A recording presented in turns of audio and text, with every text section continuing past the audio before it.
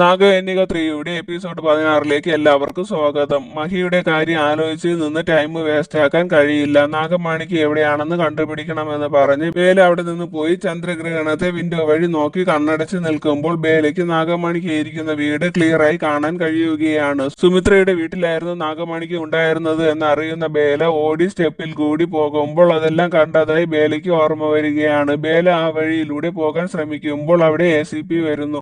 ACP ബേലയോട് കുറച്ച് കാര്യങ്ങൾ ചോദിക്കാനുണ്ടെന്നും ഇൻവെസ്റ്റിഗേഷന് തടസ്സമുണ്ടാക്കരുതെന്നും പറയുകയാണ്. ഈ സമയം അവിടെ വിശാഖ വരുന്നു. ബേലയുടെ അടുത്ത് ACP ഉണ്ടെന്ന് മനസ്സിലാക്കുന്ന വിശാഖ പുറത്തു നിൽക്കുന്ന പോലീസിന്റെ ഫോണിലേക്ക് ഹൈവേയിൽ ആക്സിഡന്റ് സംഭവിച്ചു, ACPയെ വിളിച്ചുകൊണ്ട് അവിടേക്ക് പോകാൻ പറഞ്ഞ് കമ്മീഷണറുടെ സൗണ്ടിൽ സംസാരിക്കുകയാണ് വിശാഖ. അത് കേൾക്കുന്ന പോലീസ് അകത്തേക്ക് പോകുന്നു. ഈ സമയം ബേല ചന്ദ്രഗ്രഹണം അവസാനിക്കുന്നതിന് മുമ്പ് നാഗമണിക്ക് കണ്ടുപിടിക്കണം എന്ന് മനസ്സിൽ പറയുന്ന ബേല അവിടെ നിന്ന് ഓടിപ്പോകുന്നു. അപ്പോൾ ACPയുടെ അടുത്ത് വരുന്ന പോലീസുകാർ കമ്മീഷണർ പറഞ്ഞ കാര്യം ACPയോട് പറയാൻ തുടങ്ങുന്നതും ACP അവരോട് ബേല ഓടി രക്ഷപ്പെടുകയാണ്. ബേലയെ പിടിക്കാൻ പറയുകയാണ്. ശേഷം അവരെല്ലാവരും ബേലയുടെ പുറകെ ഓടിപ്പോവുകയാണ്. ബേല മനസ്സിൽ കണ്ട വഴിയാണ് ഓടിപ്പോകുന്നത്. അവസാനം വഴി ക്ലോസ് ആയത് കാണുന്ന ബേല വീണ്ടും ചന്ദ്രഗ്രഹണത്തെ നോക്കി കണ്ണടച്ച് നിൽക്കുമ്പോൾ ഇവിടെ നിന്ന് ആരോ നാഗമണിക്ക് പഴയ പാലസിലേക്ക് കൊണ്ടുപോയതായും അത് എവിടെയാണ് ഇരിക്കുന്നതെന്നും ബേല കാണുകയാണ്. അപ്പോൾ തന്നെ ബേല നാഗമായി മാറി വിൻഡോ വഴി അവിടെ നിന്നും പോകുന്നു. പുറകെ വരുന്ന ACP നോക്കുമ്പോൾ ബേലയെ അവിടെ ഒന്നും കാണാനില്ല എന്ന് മനസ്സിലാക്കുന്ന അവർ അവിടെ നിന്ന് പോവുകയാണ്. ഈ സമയം പാലസിൽ വരുന്ന ബേല മനസ്സിൽ കണ്ട വഴിയെ പോവുകയാണ്. അപ്പോൾ ബേലയുടെ അമ്മയുടെ ഛായാചിത്രം കാണുന്ന ബേലയ്ക്ക് ഡൗട്ട് തോന്നുകയും ബേല ആ ഛായാചിത്രം എടുത്തു മാറ്റുകയും ചെയ്യുകയാണ്. ആ ഛായാചിത്രം മാറ്റുമ്പോൾ അവിടെ ഒരു സീക്രട്ട് വഴിയുള്ളത് ബേല കാണുന്നു. ബേല ആ വഴി പതുക്കെ പതുക്കെ പോവുകയാണ്. മറുവശത്ത് ഫേക്ക് കാൾ ആയിരുന്നു എന്ന് മനസ്സിലാക്കുന്ന ACP പോലീസുകാരെ വഴക്കു പറയുകയാണ്. അത് കേൾക്കുന്ന വിശാഖ ACPയുടെ കൈ പിടിച്ചിട്ട് കാം ഡൗൺ, ഇങ്ങനെയെല്ലാം സംഭവിക്കാറുള്ളത് സ്വാഭാവികമല്ലേ എന്ന് പറയുകയാണ്. അത് കേൾക്കുന്ന ACPക്ക് ബേലയെ ഇൻവെസ്റ്റിഗേഷൻ വേണ്ടി അടുത്തുവരെ കിട്ടിയിട്ടും ഈ ചാൻസ് നഷ്ടപ്പെട്ടു പോയതിന്റെ ദേഷ്യത്തിൽ ഇരിക്കുകയാണ് ACP.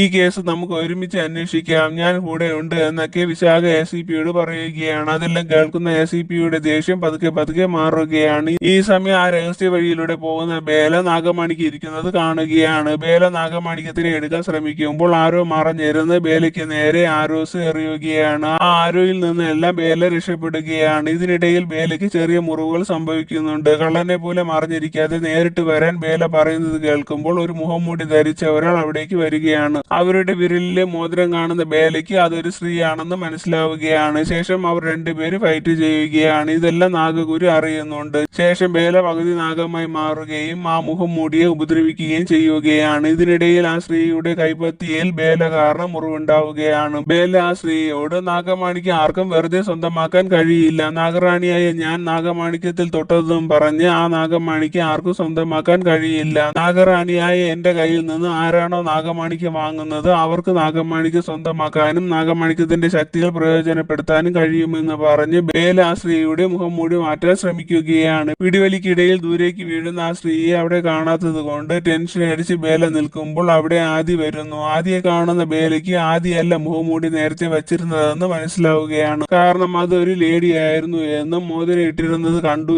എന്നും കയ്യിലുണ്ടായിരുന്ന മുറിവ് കാണാത്തത് കൊണ്ടും ആദിയോട് ബേല നാഗമണിക്ക് മോഷ്ടിച്ചത് ആരാണെന്ന് ചോദിക്കുകയാണ്. അത് കേൾക്കുന്ന ആദി നാഗറാണിയെക്കാളും ശക്തികൾ അവർക്കുണ്ട്, അവരെ ഒരിക്കലും നിങ്ങൾക്ക് തോൽപ്പിക്കാൻ കഴിയില്ല എന്ന് പറയുന്നത് കേൾക്കുന്ന ബേല ആദിയെ വാലുകൊണ്ട് ചുറ്റി ഉപദ്രവിക്കുകയാണ്. ഇതിനിടയിൽ ആരോ മറഞ്ഞിരുന്ന് ആദിയുടെ നേരെ ആരോസ് എറിയുകയാണ്. ആദി അപ്പോൾ തന്നെ മരിക്കുന്നു. ആദി മരിച്ചു കിടക്കുന്നത് കാണുന്ന ബേല ആരായിരിക്കും നാഗമാണിക്ക് മോഷ്ടിച്ചതെന്നും പറഞ്ഞ് ആലോചിച്ച് നിൽക്കുകയാണ്. ഈ ചന്ദ്രഗ്രഹണ ദിവസം തന്നെ എത്ര മരണമാണ് സംഭവിച്ചതെന്നും പറഞ്ഞ് ബേല നിൽക്കുമ്പോൾ ബേലയ്ക്ക് മഹിയെ ഓർമ്മ വരികയാണ്. മഹിയെ ഓർമ്മ വരുന്ന ബേലയ്ക്ക് മഹിയുമായുള്ള നല്ല നല്ല നിമിഷങ്ങൾ ഓർമ്മ വരികയാണ്. മഹിയുടെ കാര്യം ഓർമ്മിക്കുമ്പോൾ ബേലയ്ക്ക് വിഷമം വരികയാണ്. ഇതെന്തിനാണ് ഇങ്ങനെയല്ല എനിക്ക് സംഭവിക്കുന്നത് എന്ന് ആലോചിച്ച് ബേല നിൽക്കുമ്പോൾ ചിലപ്പോൾ മഹി നല്ലവനായിരിക്കും, അതുകൊണ്ടാണ് മഹിക്ക് എന്തെങ്കിലും സംഭവിച്ചതെന്ന് അറിയുമ്പോൾ എനിക്ക് വിഷമം വരുന്നത്. ഇങ്ങനെ ഒരു സ്വഭാവമുള്ള ഒരു മനുഷ്യനെ വേറെ ഒരു സ്ഥലത്തും കാണാൻ കഴിയില്ല എന്നൊക്കെ പറഞ്ഞു നിൽക്കുന്ന ബേലയുടെ മൈൻഡ് മാറുകയാണ്. ഇങ്ങനെയെല്ലാം സെന്റിമെന്റായി ആലോചിച്ചാൽ ഞാൻ എങ്ങനെയാണ് പ്രതികാരം ചെയ്യുന്നത്? എന്റെ കണ്ണിൽ മഹിയാണ് വിക്രാന്തിനെ കൊന്നത്, എന്റെ പ്രതികാരം ഞാൻ ഒരിക്കലും മറക്കില്ല എന്ന് പറഞ്ഞ് ബേല അവിടെ നിന്ന് പോകുന്നു. അടുത്ത സീനിൽ ബേല നാഗമാണിക്ക് നാഗഗുരുവിന്റെ കയ്യിൽ കൊടുക്കുകയാണ്. നാഗമാണിക്ക് കാണുന്ന നാഗഗുരു സന്തോഷത്തോടെ നിൽക്കുകയാണ്. നാഗഗുരു ബേലയോട് നാഗമാണിക്ക് മോഷ്ടിക്കുന്നത് നിസ്സാര കാര്യമല്ല, ഈ മോഷണത്തിന് പിറകിൽ ഏതോ ഒരു വലിയ രഹസ്യമുണ്ട്, അത് പെട്ടെന്ന് തന്നെ കണ്ടുപിടിക്കണം. ഇപ്പോൾ നാഗമാണിക്ക് എടുത്തവർ അവർക്ക് ഇനിയും അത് എടുക്കാൻ കഴിയും. എന്തായാലും യജ്ഞം തുടങ്ങാമെന്ന് പറഞ്ഞ് നാഗഗുരു പൂജ സ്റ്റാർട്ട് ചെയ്യുകയാണ്. ഈ സമയം ബേല മാന്ത്രിക ശക്തി കൊണ്ട് ശരീരത്തിലെ മുറിവെല്ലാം മായ്ക്കുകയാണ്. നാഗമാണിക്യം പൂജ ചെയ്യുന്ന സമയം എല്ലാവരും നാഗമാണിക്യത്തിനെ പ്രാർത്ഥിക്കുകയാണ്. പൂജയുടെ അവസാനം നാഗമാണിക്യം അപ്രത്യക്ഷമാകുന്നു. അടുത്ത സീനിൽ പാലസിലേക്ക് വരുന്ന ബേല കാണുന്നത് ആരോ മരിച്ചതായും എല്ലാവരും വിഷമിച്ച് ചുറ്റും ഇരിക്കുന്നതുമാണ്. അത് കാണുന്ന ബേല വിചാരിക്കുന്നത് മഹി മരിച്ചു എന്നാണ്. അങ്ങനെ മഹിയായിരിക്കുമെന്ന് വിചാരിക്കുന്ന ബേല മഹിയെ കുറിച്ച് ഓർമ്മിച്ച് വിഷമിച്ച് നിൽക്കുകയാണ്. മറുവശത്ത് ACPയുടെ വീട്ടിൽ കേസിന്റെ കാര്യങ്ങൾ സംസാരിക്കാൻ വരുന്ന വിശാഖ സുഖമില്ലാതെ ഇരിക്കുന്ന ACPയുടെ അമ്മയെ കെയർ ചെയ്യുകയും ACPയോട് സ്നേഹത്തോടെ സംസാരിക്കുകയും ചെയ്യുകയാണ്. ACPയുടെ അമ്മയ്ക്ക് വിശാഖയെ ഇഷ്ടപ്പെടുകയാണ്. അതെല്ലാം കാണുന്ന ACPക്ക് വിശാഖയോട് ചെറിയൊരു ഇഷ്ടം തോന്നുകയാണ്. ACP മാറുന്ന സമയം നോക്കി വിശാഖ ഗുഹയിൽ നിന്ന് കിട്ടിയ ഡെഡ് ബോഡിയുടെ ഓട്ടോപ്സിയുടെ ഫയൽ അവിടെ നിന്ന് എടുക്കുകയാണ്. അത് കാണുന്ന ACP കാര്യം ചോദിക്കുമ്പോൾ ഓരോന്നും പറഞ്ഞ് വിശാഖ ഒഴിഞ്ഞു മാറുകയാണ്. ACPയുടെ സംസാരത്തിൽ നിന്ന് ഒറിജിനൽ ഓട്ടോപ്സി റിപ്പോർട്ട് കിട്ടിയിട്ടില്ല എന്ന് വിശാഖയ്ക്ക് മനസ്സിലാവുകയാണ്. ഈ സമയം ബേലയെ കാണുന്ന സുമിത്ര ബേലയെ വിളിച്ചുകൊണ്ട് ഡെഡ് ബോഡിയുടെ അടുത്ത് ഇരുത്തുകയാണ്. അത് മഹിയാണെന്ന് വിചാരിച്ച് ബേല വിഷമിച്ചിരിക്കുകയാണ്. സുമിത്ര ബേലയോട് മഹിയെ ഹോസ്പിറ്റലിൽ കൊണ്ടുപോകാൻ തുടങ്ങിയപ്പോൾ ബേലയെ ഇവിടെ എല്ലായിടത്തും അന്വേഷിച്ചു എന്നും ഫോണിൽ വിളിച്ചിട്ട് കിട്ടിയിട്ടില്ല എന്നും പറയുകയാണ്. ബേല അവിടെ കിടക്കുന്നത് മഹിയാണെന്ന് വിചാരിച്ച് ഷോക്കിൽ തന്നെ നിൽക്കുകയാണ്. സുമിത്ര പറയുന്നതൊന്നും ബേല കേൾക്കുന്നില്ല. സുമിത്രയും എല്ലാവരും കരയുകയാണ്. ഈ സമയം മരിച്ച ആളുടെ ഫോട്ടോ അവിടെ കൊണ്ടുവയ്ക്കുകയാണ്. അത് കാണുന്ന ബേല ഞെട്ടി നിൽക്കുകയാണ്. അത് അനുവിന്റെ അമ്മ മുക്തിയുടെ ഫോട്ടോയായിരുന്നു. സുമിത്ര ബേലയോട് മഹിയെ ഞങ്ങൾ എല്ലാവരും കൂടി ഹോസ്പിറ്റലിലേക്ക് കൊണ്ടുപോകുന്ന സമയം പെട്ടെന്ന് മുക്തിക്ക് സുഖമില്ലാതായെന്നും പറഞ്ഞ് ഫോൺ വന്നു എന്നും കുറച്ചു കഴിഞ്ഞപ്പോൾ മുക്തി മരിച്ചു എന്നും പറയുകയാണ്. അതെല്ലാം കേൾക്കുന്ന ബേല മഹിയുടെ കാര്യം സുമിത്രയോട് ചോദിക്കുകയാണ്. മഹിക്ക് ബദാം അലർജി ഉണ്ടെന്നും മഹിയെ അറിയാതെ ബദാം കഴിച്ചു എന്നും ബദാം കഴിച്ചപ്പോൾ മഹിയുടെ ശരീരത്തിൽ അത് പോയിസന്റെ റിസൾട്ട് ആണ് കാണിച്ചതെന്നും ഭാഗ്യവശാൽ മഹിക്ക് ഇപ്പോൾ കുഴപ്പമൊന്നുമില്ല എന്നും മഹി റൂമിലുണ്ട് എന്നും പറയുകയാണ്. അത് കേട്ട ഉടൻ തന്നെ ബേല റൂമിലേക്ക് ഓടിപ്പോവുകയാണ്. റൂമിൽ പോകുന്ന ബേല മഹിയെ കണ്ട ഉടൻ തന്നെ മഹിയെ കെട്ടിപ്പിടിക്കുകയാണ്. എന്നിട്ട് മഹിയോട് സോറി എനിക്ക് ബദാമിന്റെ കാര്യം അറിയില്ലായിരുന്നു എന്ന് പറഞ്ഞ് കരയുകയാണ് ബേല. അത് കേൾക്കുന്ന മഹി ഓരോന്നും പറഞ്ഞ് ബേലയെ സമാധാനിപ്പിക്കുകയാണ്. ശേഷം ബേലയുടെ അടുത്ത് നിന്ന് മഹി പോകുന്നു. ഞാൻ എന്തിനാണ് ഇത്രയും ഇമോഷണൽ ആയത് എന്ന് പറഞ്ഞ് ഡൗട്ടോടെ നിൽക്കുകയാണ് ബേല. കുറച്ചു കഴിഞ്ഞ് ബേലയുടെ അടുത്ത് പോകുന്ന മഹി ബേലയുടെ കയ്യിൽ ഡിവോഴ്സ് പേപ്പർ കൊടുത്തിട്ട് യുവി വിളിച്ചിരുന്നു എന്നും യുവി ചെയ്തത് തെറ്റാണെന്ന് യുവിക്ക് ബോധ്യപ്പെട്ടു എന്നും യുവി ഉടൻ തന്നെ വരുമെന്നും പറയുകയാണ്. യുവി വരുന്ന സ്ഥിതിക്ക് ഞാൻ ഒഴിഞ്ഞു മാറേണ്ടത് അത്യാവശ്യമാണല്ലോ, അതുകൊണ്ടാണ് ഇതെല്ലാം നേരത്തെ ചെയ്യാമെന്ന് വിചാരിച്ചു എന്ന് പറഞ്ഞ് മഹി വളരെ വിഷമത്തോടെ ബേലയെ നോക്കിയിട്ട് അവിടെ നിന്ന് പോവുകയാണ്. മഹി പോകുന്നത് കാണുന്ന ബേല നാഗഗുരു പറഞ്ഞ കാര്യം ഓർമ്മിക്കുകയാണ്. ബേലയുടെ ശരീരത്തിൽ കഠിനമായ വിഷമാണ് ഉണ്ടായിരുന്നത്. അങ്ങനെ വിഷമുള്ള ശരീരത്തിൽ തൊട്ട മഹി ഇപ്പോൾ ജീവനോടെ ഇരിക്കുന്നു. നാഗഗുരു പറഞ്ഞത് വെച്ച് നോക്കുമ്പോൾ ബേലയുടെ ജീവിത പങ്കാളിക്ക് ബേലയുടെ വിഷം കൊണ്ട് ഒരു ആപത്തും ഉണ്ടാവില്ല. മഹി എങ്ങനെയാണ് എന്റെ ജീവിത പങ്കാളിയാകുന്നത്? ഞാൻ ഒരിക്കലും മഹിയെ സ്നേഹിച്ചിട്ടില്ല. ഞാൻ എപ്പോഴും വിക്രാന്തിനെ മാത്രമേ സ്നേഹിച്ചിട്ടുള്ളൂ എന്ന് മനസ്സിൽ പറഞ്ഞു നിൽക്കുകയാണ് ബേല. അടുത്ത സീനിൽ പഴയ പാലസിൽ വെച്ച് ബേല വിശാഖയെ കാണുന്നു. ബേല വിശാഖയോട് എന്തിനാണ് യുവിയുടെ പേര് പറഞ്ഞ് വിളിച്ച് അവർക്ക് പ്രതീക്ഷകൾ കൊടുത്തതെന്നും റിഹാന്റെ കാര്യവും ഇങ്ങനെയായിരുന്നു. അവരുടെ ഫീലിങ്സിന് നിനക്ക് ഒരു വിലയും ഇല്ലേ? റിഹാന്റെ അമ്മ മരിച്ചു, അവർ ചടങ്ങ് ചെയ്യാൻ റിഹാൻ വരുന്നത് നോക്കിയിരിക്കുകയാണ്. എന്തിനാണ് വിശാഖ നീ അവരെ എല്ലാവരെയും വേദനിപ്പിക്കുന്നത് എന്നൊക്കെ വളരെ ഇമോഷണലായി പറയുകയാണ് ബേല. അത് കേട്ട് ദേഷ്യം വരുന്ന വിശാഖ നാഗറാണി മനുഷ്യരുടെ ഇടയിൽ ജീവിച്ചപ്പോൾ നാഗറാണിക്ക് മനുഷ്യത്വം കൂടിപ്പോയോ? നാഗറാണി പ്രതികാരം മറന്നുപോയോ? നാഗറാണി മഹി മരിച്ചു എന്നല്ലേ എന്നോട് പറഞ്ഞത്? നാഗറാണിക്ക് കൊല്ലാൻ കഴിയില്ല എങ്കിൽ ഞാൻ ഏറ്റെടുക്കാമെന്ന് പറയുകയാണ് വിശാഖ. മഹിയുടെ ശരീരത്തിൽ വിഷം പോയത് ശരിയാണ്, പക്ഷേ എന്റെ വിഷം കൊണ്ട് മഹിക്കൊന്നും സംഭവിച്ചിട്ടില്ല. അതിന് കാരണം എന്താണെന്ന് എനിക്കറിയില്ല. വിക്രാന്ത് എന്റെ സ്നേഹമായിരുന്നു, ഞാൻ ഒരിക്കലും എന്റെ പ്രതികാരം മറന്നിട്ടില്ല എന്നൊക്കെ പറയുകയാണ് ബേല. ഇതെല്ലാം പറഞ്ഞ് രണ്ടുപേരും പരസ്പരം ദേഷ്യത്തോടെ നിൽക്കുകയാണ്. ബേല പറയുന്നതൊന്നും വിശ്വസിക്കാതെ നിൽക്കുകയാണ് വിശാഖ. ബേലയ്ക്ക് വിശാഖ 24 മണിക്കൂർ കൊടുക്കുകയാണ്. 24 മണിക്കൂറിനകം ബേല മഹിയെ കൊന്നില്ല എങ്കിൽ വിശാഖ മഹിയെ കൊല്ലുമെന്ന് പറഞ്ഞ് ദേഷ്യത്തോടെ വിശാഖ അവിടെ നിന്ന് പോകുന്നു. അടുത്ത സീനിൽ ആർജയുടെ റിലേറ്റീവിന്റെ വിവാഹ ചടങ്ങിൽ പങ്കെടുക്കാൻ വേണ്ടി മഹിയും ബേലയും പോവുകയാണ്. സൈകളിന് സുഖമില്ലാത്തത് കൊണ്ട് സുമിത്രയും സൈകളും ഈ വിവാഹ ഫംഗ്ഷന് പങ്കെടുത്തിട്ടില്ല.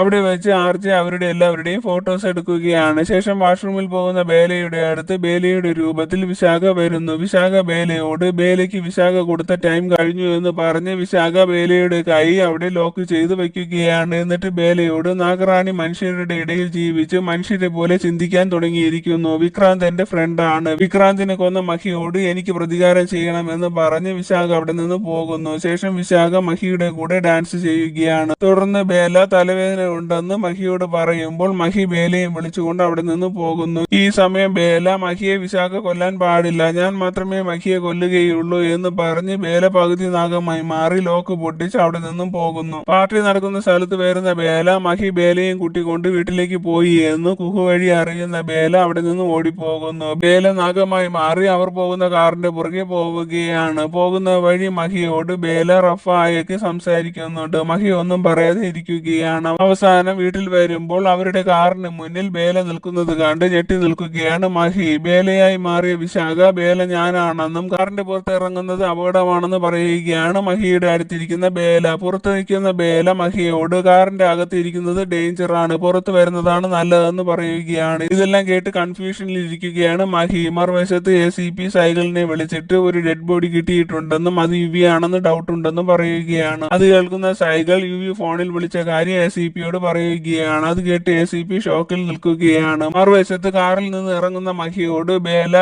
ഞാനാണെന്ന് പറയുകയാണ്. രണ്ടുപേരും ബേല ഞാനാണെന്ന് മാറി മാറി പറഞ്ഞുകൊണ്ടിരിക്കുകയാണ്. രണ്ടുപേരുടെ സംസാരത്തിൽ നിന്ന് യഥാർത്ഥ ബേലയെ മഹി കണ്ടുപിടിക്കുകയാണ്. മഹി ബേലയുടെ അടുത്ത് പോകുന്നു. എന്നിട്ട് വിശാഖയോട് എന്നോട് ബേല റഫായി ഒത്തിരി തവണ സംസാരിച്ചിട്ടുണ്ട്, അപ്പോൾ ആ സമയമെല്ലാം ബേലയുടെ കണ്ണിൽ എന്നെ വേദനിപ്പിച്ചതിന്റെ വിഷമം കാണുമായിരുന്നു. എത്ര വില കൂടിയ സാധനമായാലും അതിനെക്കുറിച്ച് പുകഴ്ത്തി പറഞ്ഞ് മറ്റുള്ളവരെ വേദനിപ്പിക്കുന്ന സ്വഭാവം ബേലയ്ക്കില്ല എന്നൊക്കെ ബേലയെ കുറിച്ച് മഹി പറയുന്നത് കേട്ട് ബേല സന്തോഷം കൊണ്ട് കരയുകയാണ്. ശേഷം മഹി ബേലയുടെ അടുത്ത് പോയിട്ട് കണ്ണടച്ചായാലും ഞാൻ ബേലയെ തിരിച്ചറിയുമെന്ന് പറയുകയാണ്. മഹി പറയുന്നത് കേട്ട് ബേല മഹിയെ കെട്ടിപ്പിടിക്കുകയാണ്. അത് കണ്ട് ദേഷ്യം വരുന്ന വിശാഖ നാഗമായി മാറി മഹിയെ കൊല്ലാൻ ശ്രമിക്കുമ്പോൾ ബേല വിശാഖയെ ഉപദ്രവിക്കുകയാണ്. എന്നിട്ട് അവിടെ നിന്ന് പോകാൻ പറയുകയാണ്. വിശാഖ അവിടെ നിന്ന് പോകുന്നു. വിശാഖ പോകുന്നത് കാണുന്ന മഹി വിശാഖയുടെ പുറകെ പോവുകയാണ്. തുടർന്ന് വിശാഖ നാഗമായി മാറി അവിടെ നിന്ന് പോകുന്നു. അടുത്ത സീനിൽ റൂമിൽ വരുന്ന ബേലയോട് മഹി ആരോ ബേലയുടെ ഫേസിന്റെ മാസ്കും ബേലയുടെ പോലത്തെ ഡ്രസ്സും ഓർണമെന്റ്സും ഇട്ട് വന്നതാണ്. ആ ഡ്യൂപ്ലിക്കേറ്റിന്റെ പുറകെ ഞാൻ പോയപ്പോൾ എനിക്ക് ഗാർഡനിൽ നിന്ന് ഇതെല്ലാം കിട്ടിയെന്നും ഇതിന്റെ പുറകിൽ ആരാണെന്ന് ഞാൻ പെട്ടെന്ന് തന്നെ കണ്ടുപിടിക്കുമെന്ന് പറയുകയാണ് മഹി. എന്നിട്ട് മഹി ബേലയോട് യുവി വരുന്നത് വരെ നല്ല കെയർ വേണം, കുഞ്ഞിനൊരു ആപത്ത് സംഭവിക്കാൻ പാടില്ല എന്നൊക്കെ പറയുകയാണ്. ബേല പ്രഗ്നന്റ് അല്ല